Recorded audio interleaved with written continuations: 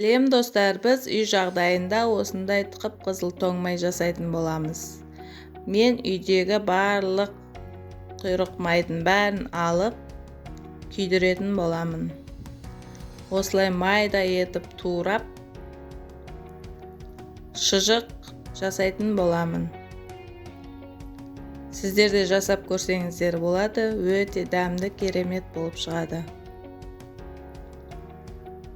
Құйрық майды самсаның ішіне, қаттаманың ішіне салсаңыздар болады. Қызып тұрған қазанымызға тураған майымызды салып, жақсылап араластырып аламыз.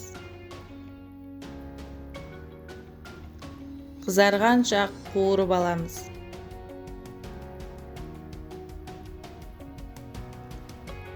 Мінекей май шығып жатыр. Кішкентай тұз себелеп, жақсылап араластырып аламыз.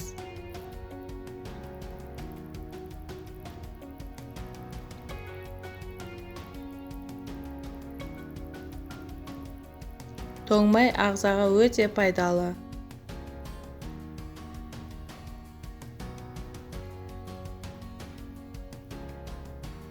Мінекей шыжығын барлығын сүзіп алып, шыжығынан жасайтын боламыз. Сіздер де жасап көрсеңіздер болады. Ұнаса лайк басып, тіркеліп, қоңыраушаны басуды ұмытпаңыздар.